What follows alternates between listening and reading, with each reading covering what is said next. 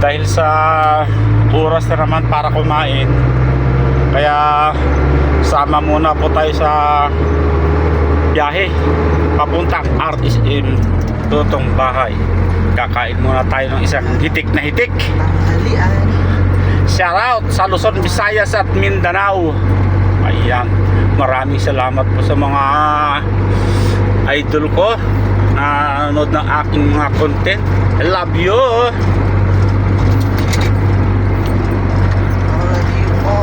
Doon sa nakakita ako nung yung ang tuli ng motor. Pasok na yung kutsi sa ganyang guhit bago sinigawan po nung nakamotor. Sabi, gago ka ba? Nakikita mong nasa linya ako? Sabi, nasa kutsi. Abay, napakatulin mo pasok na ako sa linya sino bang mali sa atin? Sabi, abay, nakikipag-giitan talaga. Sabi niya iniwanan ko, bahala kayo dyan. Yung papunta rin sa atin yung shortcut sa Misbide. Yun, doon sa kanto na yun. Panapol yung dalawa Kasabihin ko sana mali ang motor na yan. Alam mo nang lumiko na yung kotse. Ano bigay? Pwede ka naman preno ka. Tumigil ka, walang masama, di ba? Kasi lang yung ilang segundo na titigil ka. Ayaw mong maabala. Madidisgrasya ka talaga. Mas kabala pa. Oo, abala. Bayad ka pa. Pero kung hayaan mo siyang matawid bago ka umarangkada, tapos wala kang problema sa buhay, wala sakit sa ulo. Naghahanap siya ng problema Oo, ay nako. Ganun dapat mapagmahal tayo sa ating kapwa. Naghahanap siya ng problema ba? Marami pong bayad Pag may tumawid, patawirin. Kaya lang karamihan balasubas. Hari sila sa kalsada. Mga driver pasaway talaga. Hari sila ng kalsada Dapat sila papasadya sila sa sarili ng kalsada. Oy, papasadya ho ako ng kalsada magmula ho Bicol hanggang Tagaytay. Mapagawa Wala hong dadaan, ako laang. Pagkatapos papagawa pa ako ng kalsada ng akin laang hanggang Maynila. Ay wala hong traffic.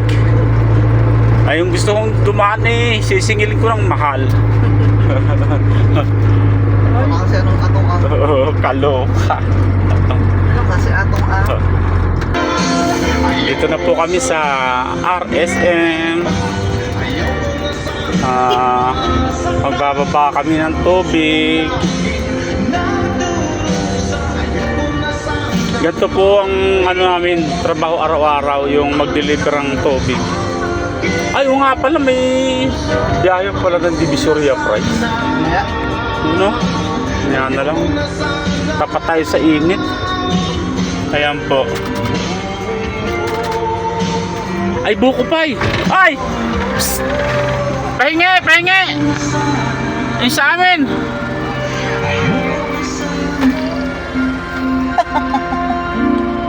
Noah, bakit Noah?